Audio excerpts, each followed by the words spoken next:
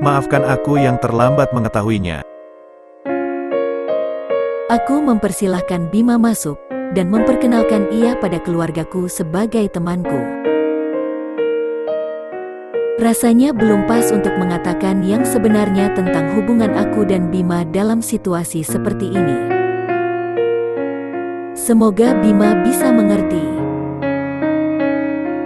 Kamu dapat kabar dari siapa? Aku khawatir karena kamu nggak angkat telepon, makanya aku ke rumah kamu. Sampai di sana, aku hanya ketemu Mbok Mina. Mbok Mina yang ngasih tahu aku. Yura, Raka udah mau pamit tuh, ucap kakakku memotong percakapan aku dan Bima. Aku sedikit tak enakan pada Bima, apa yang harus aku lakukan? Nggak apa-apa. Ucap Bima seolah mengerti dengan apa yang aku rasakan. Baru saja aku keluar, namun mobil itu sudah melaju meninggalkan rumah ini. Apa Mas Raka kecewa melihat kehadiran Bima di sini? Sebelum pulang aku mengajak Bima ikut makan bersama keluarga kami. Ya, dia akan melewati perjalanan panjang malam ini sendirian, setidaknya dia harus dalam kondisi yang kenyang. Yura, mantan suami kamu itu, siapa namanya? Baik banget ya orangnya.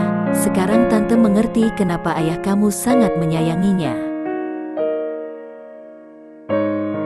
Raka namanya tante, iya bener Kak Yura. Aku juga lihat tadi bagaimana ia susah payah memikul keranda sampai ke kuburan, sambung sepupuku. Aku sengaja berdeham untuk memotong percakapan mereka. Sungguh aku sangat tidak enakan pada Bima, bagaimana bisa keluargaku memuji Mas Raka di depannya. Walaupun Bima hanya diam, dan seolah menikmati makanannya, aku tahu ia pasti sakit hati mendengar perkataan itu. Aku minta maaf ya, soal tadi. Ucapku seraya berjalan mengantarkan ia ke tempat parkir mobil. Gak apa-apa kok, wajarlah mereka kan belum tahu tentang hubungan kita. Pasti kamu sangat tidak nyaman. Harusnya aku memberitahu mereka lebih awal. Udah, aku nggak apa-apa, beneran.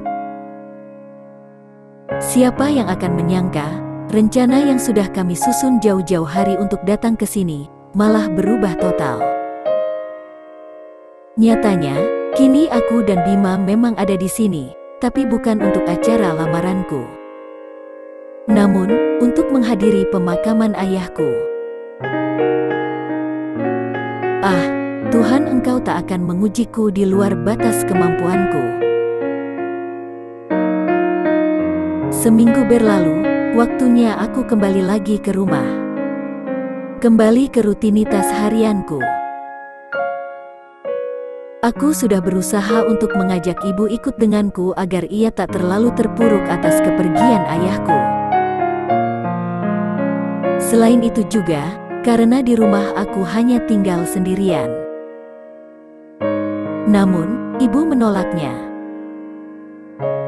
Rumah yang penuh kenangan itu, masih menjadi tempat ternyaman untuknya. Sudah siap? Aku membuka sebuah pesan singkat yang dikirimkan Bima pada ponselku.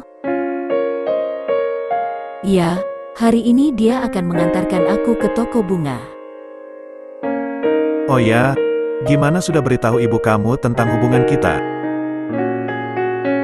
Belum, Bim, maaf ya kondisi ibu aku masih belum memungkinkan untuk menerima kabar ini.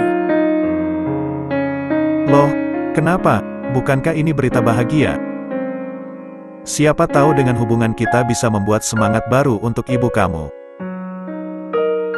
Bagaimana bisa ibu bahagia dengan kabar hubungan baruku, jika hingga kini, ia masih tetap berharap aku dan Mas Raka bisa rujuk kembali. Aku paling tahu kondisi ibu Bim, sabar ya, Aku pasti akan beritahu mereka, tapi belum sekarang. Ya udah, nggak apa-apa. Aku tahu Bima sangat kecewa dengan jawaban yang kuberikan, tapi mau bagaimana lagi, kenyataannya memang seperti itu. Nanti makan siang aku jemput ya. Sekali lagi maaf Bim, sepertinya aku akan makan siang di toko saja.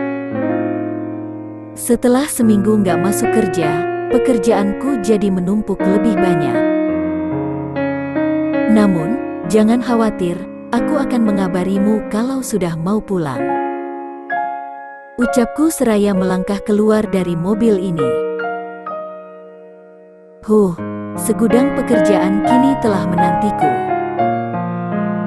Di saat aku tengah sibuk merekap hasil penjualan selama seminggu, aku melihat mobilnya Mas Raka masuk ke halaman parkiran kami. Mobilnya Mas Raka? Tanyaku dalam hati. Aku mendekatkan kepalaku ke kaca jendela yang ada di ruangan ini, mencoba mengamati lebih detail tentang plat nomor yang tertera pada mobil itu. Benar, itu mobilnya Mas Raka. Ada apa dia kemari? Bergegas aku keluar dari ruanganku untuk menyambutnya. Namun, hatiku sedikit kecewa mengetahui yang datang bukanlah Mas Raka, namun Pak Bagas. Ia datang untuk mengembalikan jam tanganku yang tertinggal di mobil itu. Ini Bu, jamnya. Ketinggalan di mobil tempo hari. Kenapa Bapak yang antarin? Maksudnya Bu? Pak Bagas sedikit bingung dengan pertanyaanku. Benar memang seharusnya Pak Bagas yang mengantarkan. Pertanyaan apa sih yang aku lontarkan barusan? Nggak Pak, maaf. Oh ya, makasih ya, ucapku sambil mengulurkan tanganku untuk menerima jam tangan itu. Aku pikir makan malam ini hanya berdua saja bersama Bima. Tak kusangka ia juga mengajak ibunya untuk makan malam bersama kami. Turut berduka cita ya Yura. Tante nggak tahu sih berita duka itu. Bima nggak ngabarin tante. Iya, nggak apa-apa Tan. Makasih. Kamu yang sabar ya. Semua yang ada di dunia nggak ada yang abadi. Suatu saat nanti kita semua akan tetap berpisah dengan orang-orang yang kita cintai. Kata-kata itu membuat mataku berkaca-kaca. Ibunya Bima memelukku erat. Sesaat aku merasakan kembali bagaimana hangatnya pelukan seorang ibu. Terima kasih Tuhan, di saat orang-orang yang kucintai telah meninggalkanku, Engkau masih mengirimkan orang-orang baru yang menyayangiku. Selain perhatian pada keadaanku, ibunya Bima juga memberikan hadiah untukku. Ini apa Tante? Tanyaku menunjukkan bungkusan besar yang diberikan padaku. Buka aja, balas ibunya Bima. Aku sangat senang mengingat sudah lama aku tak pernah mendapat hadiah dari siapapun. Ibunya Bima sangat baik, sangat berbanding terbalik dengan mantan ibu mertuaku dulu. Beliau sangat acuh, bahkan sering tak menganggap aku ini ada. Selama berumah tangga bahkan hingga kini kami telah berpisah, ia tak pernah menunjukkan batang hidungnya di rumah kami, kecuali ada keadaan darurat pada Mas Raka. Bukan aku yang tak pandai mengambil hatinya, namun entah ada sesuatu dalam diriku yang tak bisa diterima olehnya. Sudahlah, kenapa juga aku malah kepikiran tentang ibunya Mas Raka. Makasih ya, udah anterin aku pulang. Ucapku dengan senyum merekah dan melangkah masuk ke dalam rumah sambil menenteng hadiah dari ibunya Bima. Setelah meletakkan hadiah itu di lemari tasku, aku bergegas mandi dan ganti baju.